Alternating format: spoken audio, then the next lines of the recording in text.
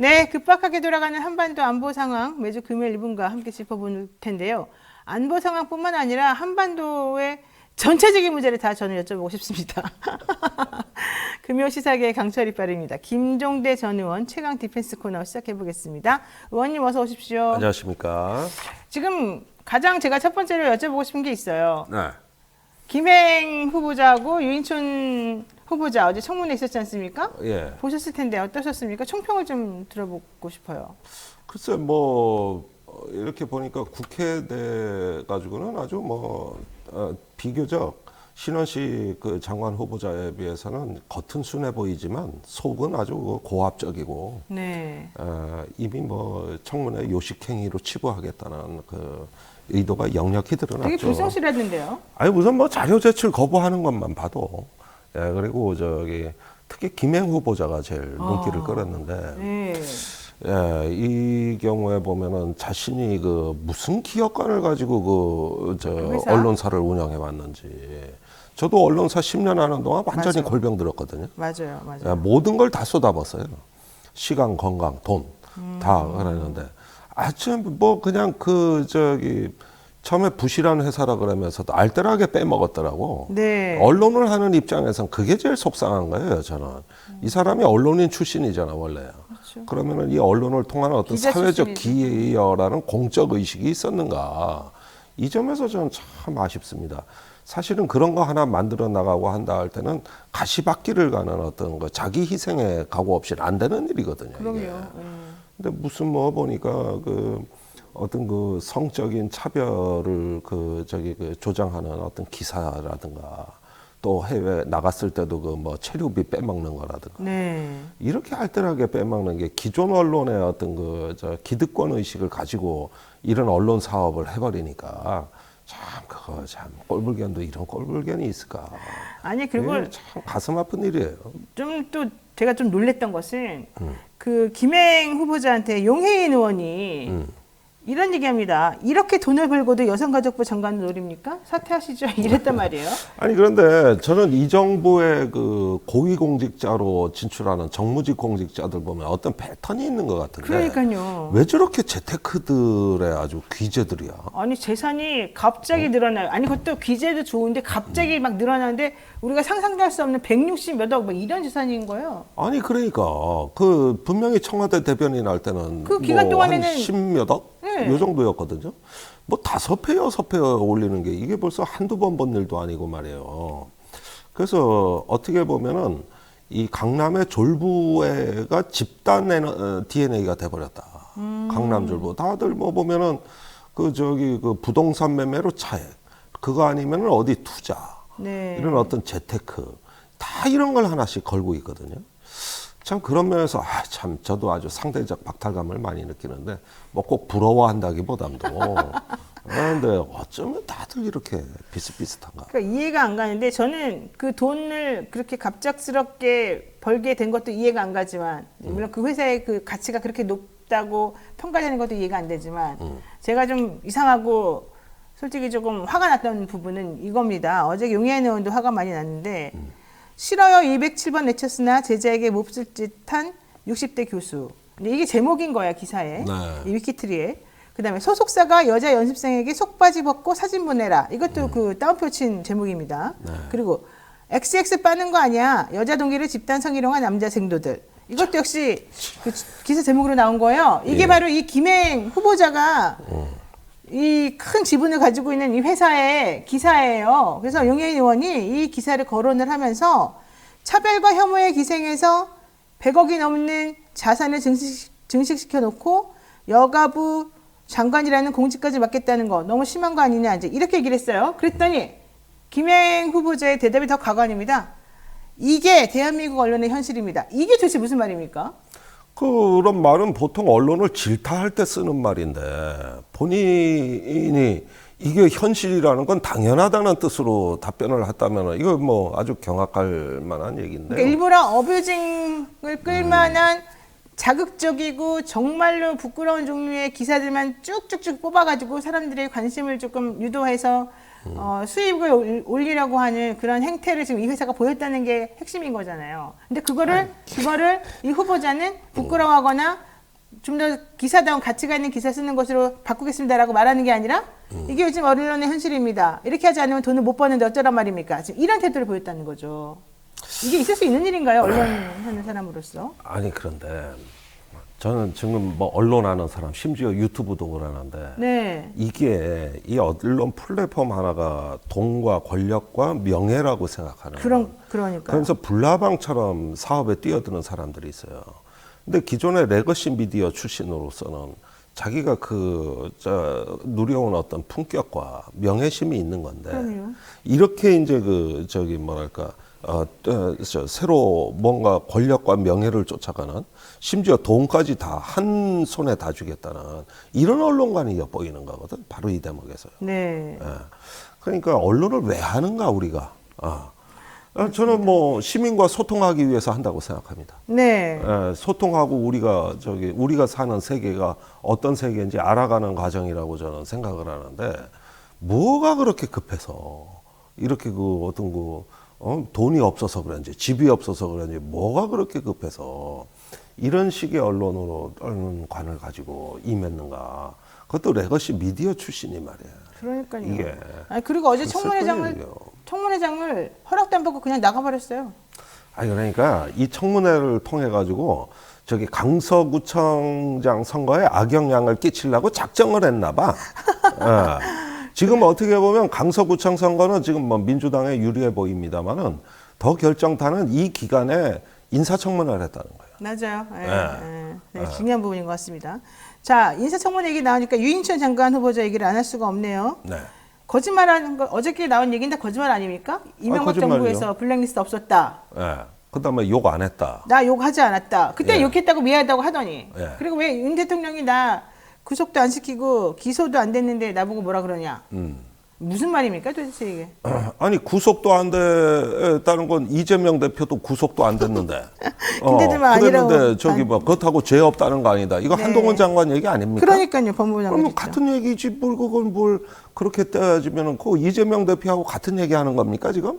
그러니까 이분들의 이 법감정이라든가 이 어떤 자기 도덕의 기준이라는 건 따로 뭐 우리가 존재하는 게 아니에요. 그냥 일단은 버티고 보겠다는 거지. 저 말은 뭐 그다지 우리가 이 방송에서 아까운 시간 할애해서 네. 평가할 만한 수준의 말인가. 아니 근데 왜냐하면 이분들은 이렇게 엉터리여도 대통령 임명할 것 같으니까 그렇죠. 아니 그건 기정사실이죠.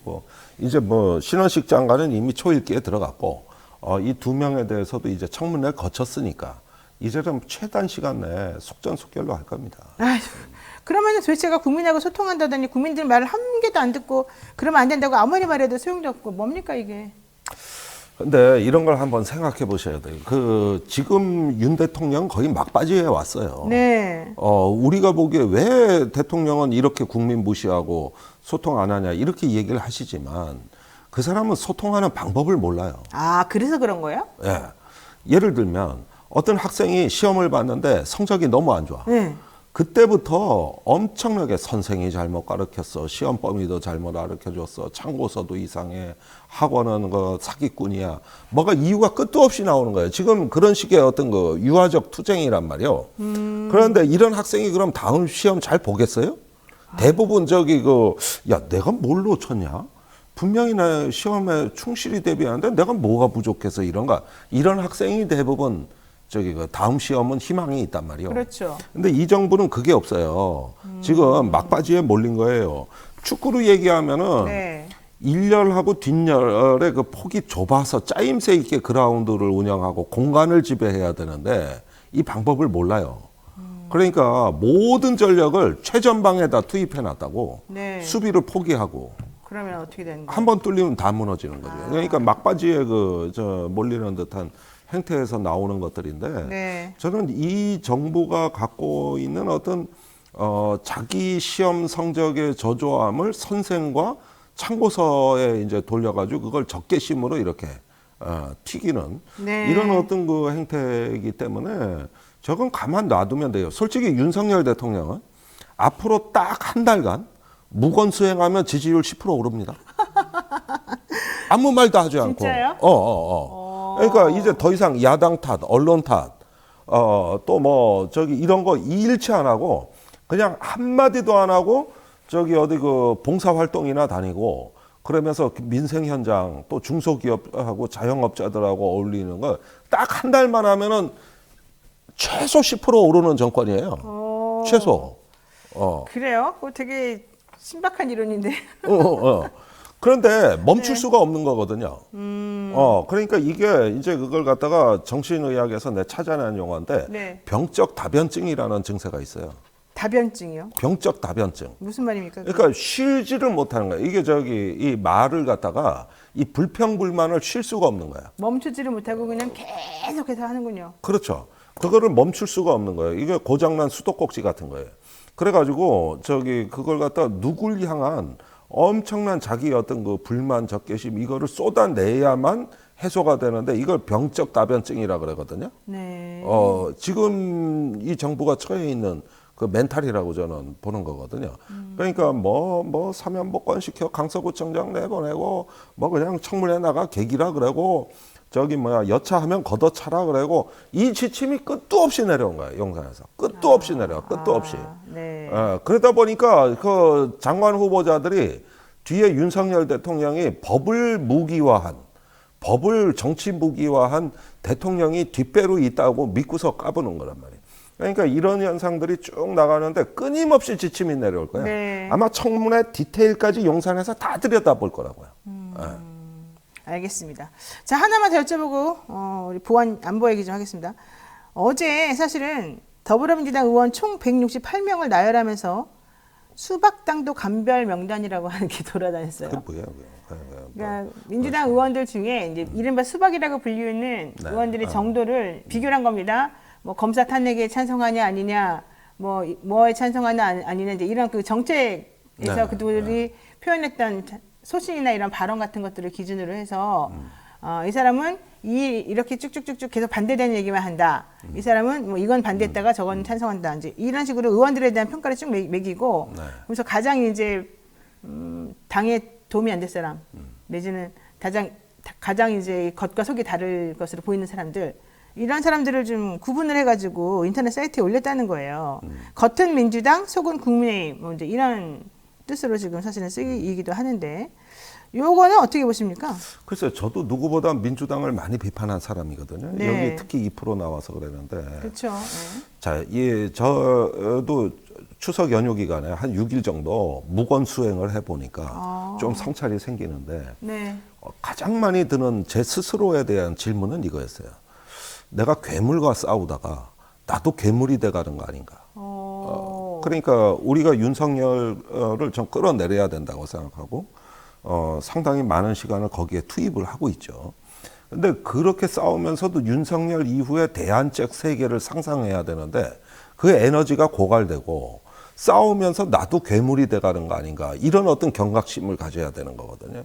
근데 지금 여기서 160명에 대한 여러 가지 어떤 성향 분석표가 있고 뭘 하는데 이러면서 이제 민주당 내년 총선의 예비 후보자들이 굉장히 요즘 저기 이제 그 기존 현역 의원하고 박을 세우는 네, 왜 경선도 해야 되고 그러니까 그러겠죠. 예, 이런 어떤 그 양상들이 커지고 있거든요. 네.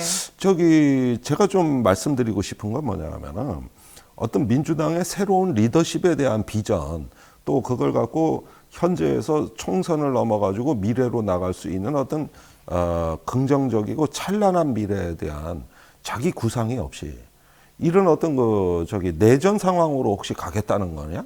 그러면 혹시라도 윤석열과 싸우다가 네. 우리도 괴물이 돼가는 거 아닌가?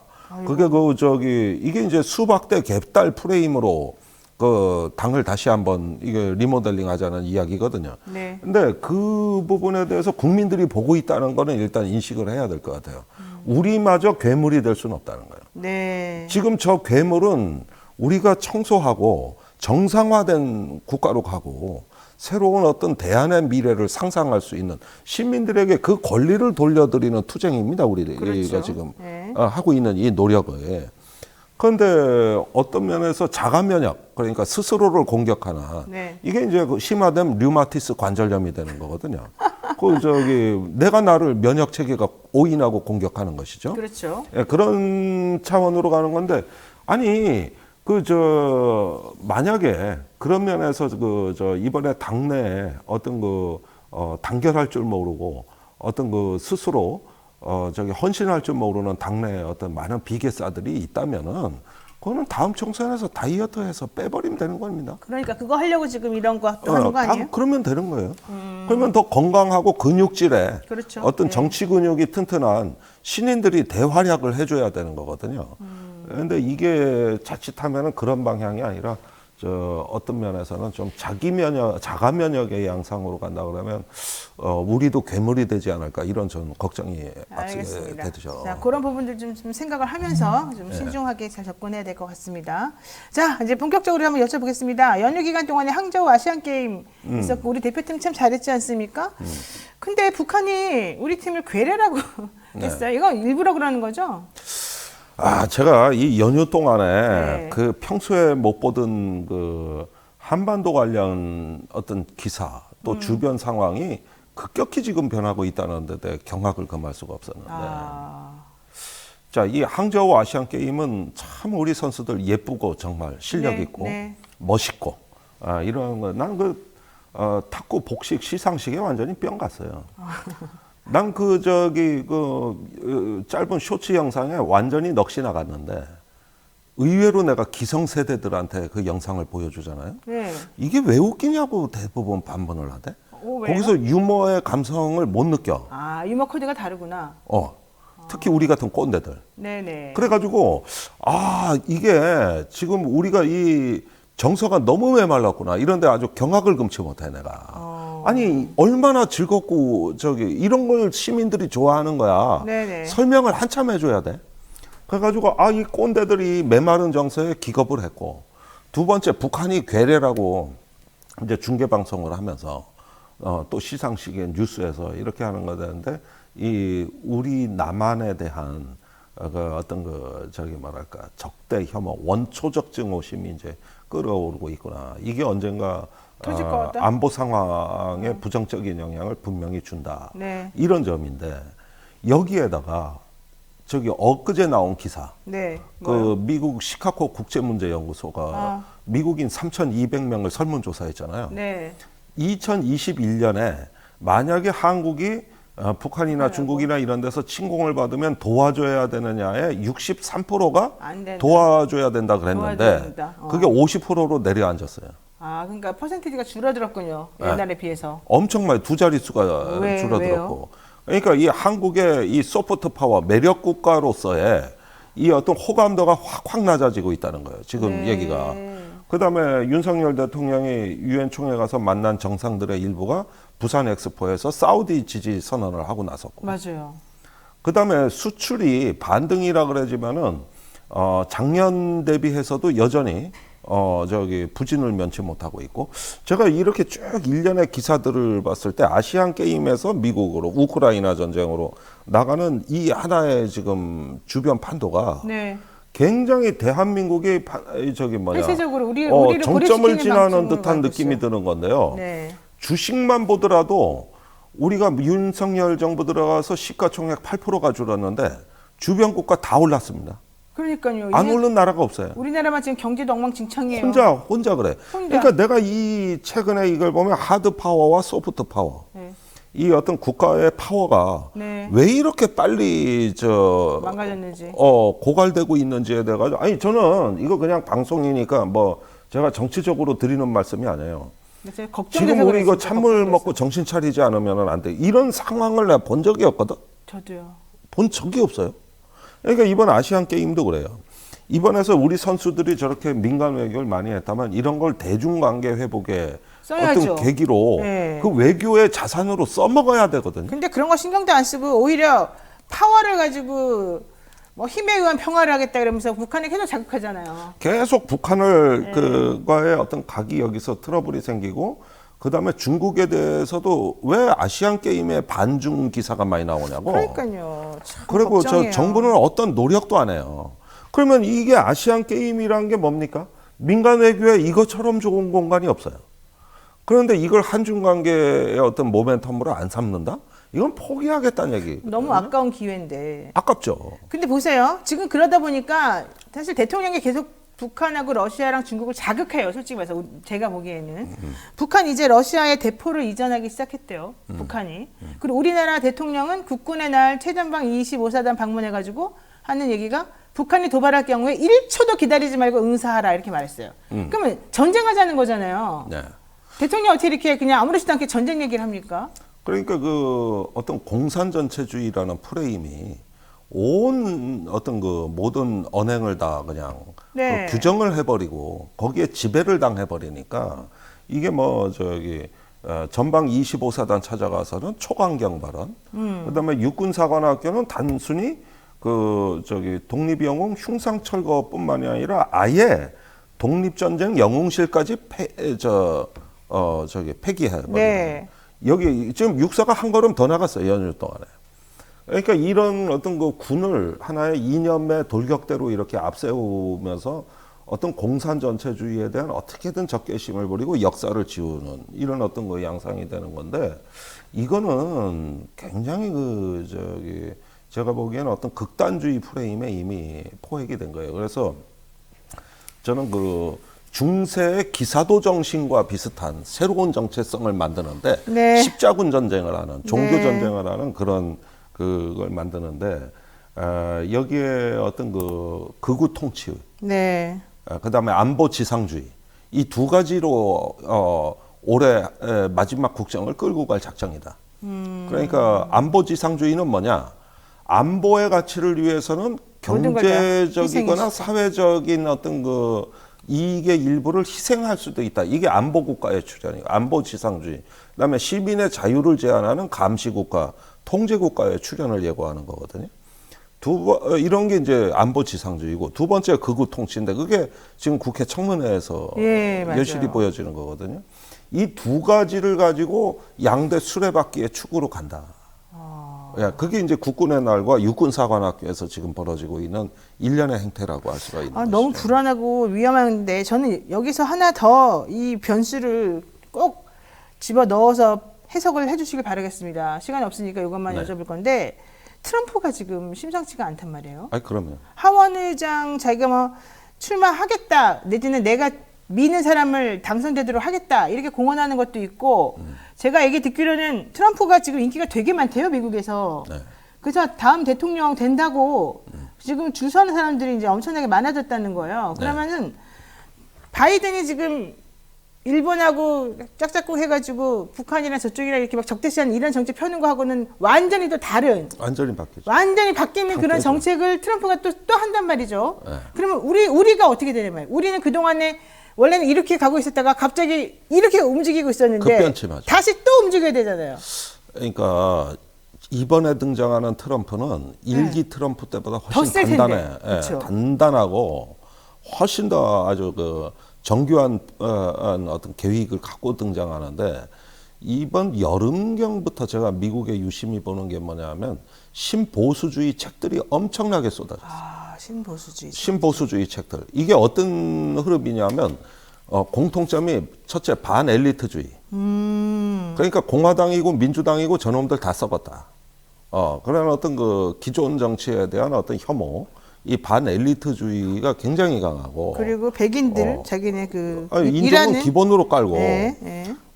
두 번째가 그 민주주의다 자유주의다 이런 가치가 아니라 가족, 종교, 공동체 이걸 강조한단 말이에요. 옛날 아주 기본적인 보수적인 그런 기준인 거죠. 그렇습니다. 그러니까 이게 이제 청교도식의 그 미국 근본주의, 고립주의 이쪽으로 새로운 신보수 운동이 펼쳐지고 있는데 네. 이게 미국판 뉴라이트예요. 지금 거기에 트럼프가 접목되고 있거든요. 그러니까 이게 말하자면은 2차 대전 초기에 네. 그 미국이 처음에 2차 대전 개입 안 하려고 그건 유럽이나 싸워 이러면서 등을 돌려버렸었잖아요. 네. 이래가지고 아예 전쟁 개입을 못하게 법으로 막아놨었다고. 그래서 초기에 참전을 못한 거거든. 그래서 희생이 커진 거잖아요. 나중에 이걸 성찰하고 반성했지만 그때 2차 대전 초기에 미국이 되는 거예요. 아이고. 지금 그런 양상으로 가는 거예요. 진짜 저는 이해가 안 가는데 큰일 났어요. 지금 폴란드하고 우크라이나하고 사이 되게 안 좋아져가지고 좀 분위기 이상이잖아요. 아니 자유주의 연대가 깨지고 있어요. 네, 지금 깨지고 분위기가 있어요.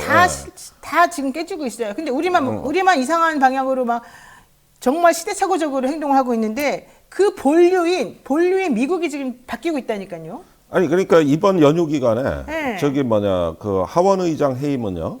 2021년 2월에 그 일군의 폭도들이 미 하원에 난입했던 사건 이후로 가장 중요한 충격입니다. 의회주의와 그 상권 분립, 더 나아가 미국의 민주주의는 고장났다. 이런 어떤 현상으로 그때 21년 2월과 지금입니다. 이거고. 그다음에 우크라이나 전쟁은 네. 지난 2년 가까운 시간 동안 미국이 자유주의 국가들을 결속시켜서 연대하는 계기로 삼아왔던 게 우크라이나 전쟁입니다. 네. 그런데 그게 깨지고 있어요, 지금. 더 이상 지속되지 않아요. 그럼 그 사이에 러시아는 회복했어요. 그래요? IMF 보고서가 나왔어요. 올해 러시아 성장률 1.3%, 내년 1.5%, 더 증가하고 러시아 자체 발표는 2.8%. 한국보다 성장률이 높아. 그러니까요. 아니 서방이 제재해서 망하게 만들겠다고 하는 실패 국가로 만들겠다는 러시아가 성장하고 있다는 게 이게 웬 말이야? 너무 충격인데요. 회복이 돼버렸다는 거예요. 네, 그러니까 네. 이게 결국은 어떤 정책의 실패, 더 나아가서 이 전 세계 자유주의 연대가 깨지는 거예요. 그러니까 이게 윤 대통령이 가장 국제 무대에 나가서 앞서서 얘기했던 게 자유의 연대, 그렇죠. 규칙 기반의 국제 질서입니다. 네. 그게 어디에 존재하는 거지? 그게 제가 보기에는 어디에 대통령 머리에만 있는 것 같아. 존재하는 거냐 이거죠. 아이고, 진짜 좀 시원하게 여러분들하고 뭐 상황에 대해서 좀 해석해드리고 해법을 제시하고 이래야 되는데 그럴 계제가 아닙니다. 지금 우리 상황 자체가 방법이 안 보이는데 이거 좀 차근차근히 한번 우리가 좀 들여다봐야 될 것 같습니다. 네. 예. 자, 추석 연휴 또 지나시고 뵙고 싶었는데 오늘 뵈니까 반가워서 반갑습니다. 이런저런 얘기 많이 네. 했는데 또 자세한 얘기 다음에 또 해야 될 것 같습니다. 오늘 말씀 고맙습니다. 감사합니다.